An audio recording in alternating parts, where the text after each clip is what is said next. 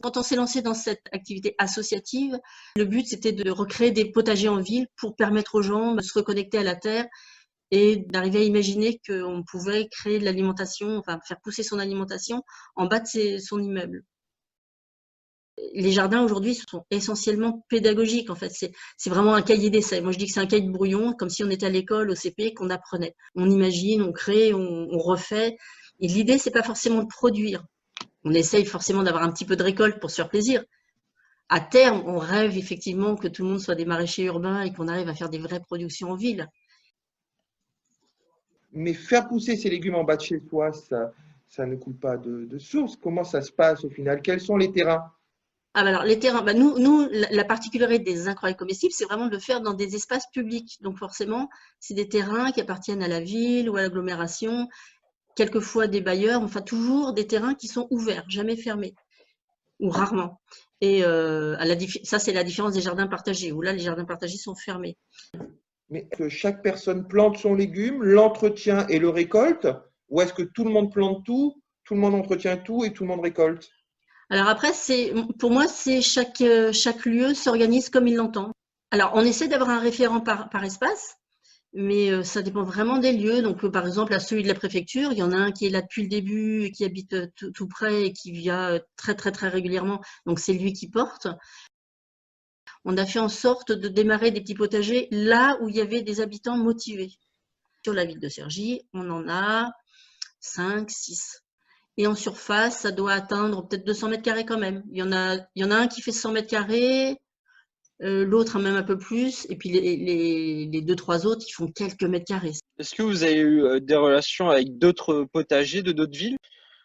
Oui, il y a très souvent des gens d'autres villes, que ce soit l'agglomération ou ailleurs, qui nous contactent pour avoir des infos, comment ça fonctionnait. Et du coup, il y a pas mal d'échanges avec des jardins à l'extérieur. Il y a l'Association nationale des incroyables comestibles française qui relaie les informations et qui lui-même relaie les informations qui viennent d'Angleterre, parce qu'Angleterre, c'est quand même de là que le mouvement a commencé. Juste un petit rappel, donc ça a démarré en Angleterre à Todmorden.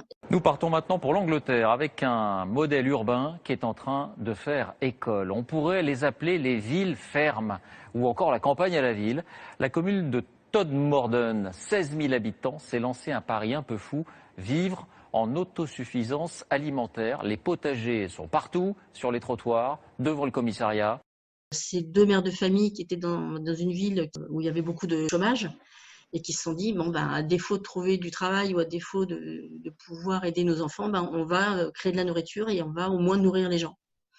Et ça a pris, ça a fonctionné, ils ont pas mal de potagers, ça a initié des initiatives privées de maraîchers qui se sont lancées, ou de maraîchers ou même d'éleveurs, et qui du coup ont recréé une dynamique économique locale.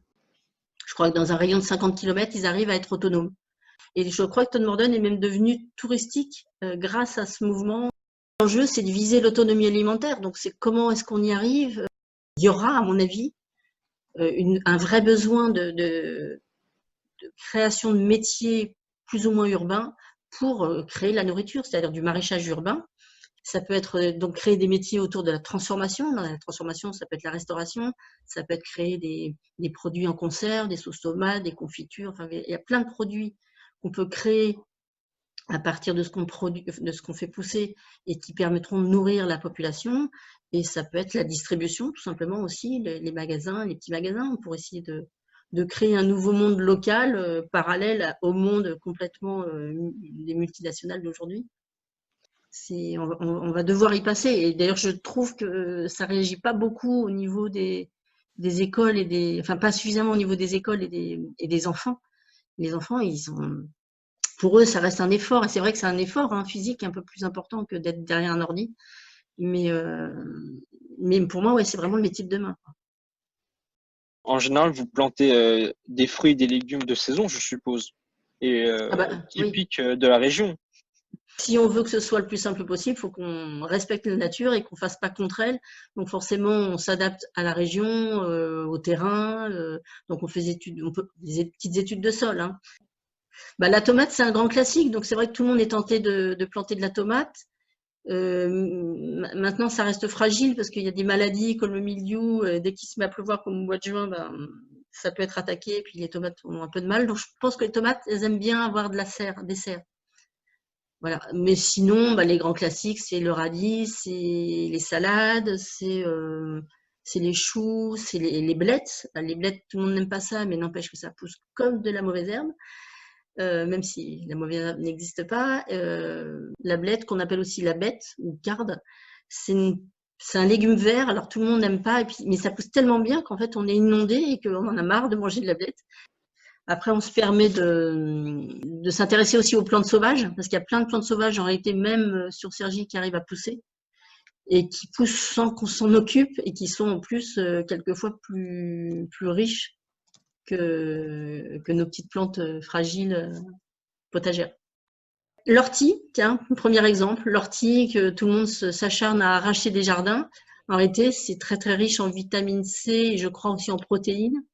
Et ça pousse tellement bien qu'on ne fait rien et on les récolte et on peut faire plein de choses. Alors de la tisane, des soupes, des pestos d'ortie, c'est excellent. On peut le transformer en poudre aussi. Moi, je sais que je me suis amusée à récolter les graines. Alors ça, c'est plutôt sur septembre. Il faut être patient, mais récupérer les graines qu'on mélange avec du miel et puis du coup, ça fait une petite potion magique le matin pour se booster. Après, bon, il y a d'autres plantes. Il y a la berce, il y a vraiment beaucoup de plantes sauvages. Même la roquette, la salade qui pousse. À côté de chez moi, il y a plein de roquettes qui poussent et je suis la seule à récolter. Quel conseil aurez-vous à donner à un jeune qui souhaite faire un potager partagé dans un village?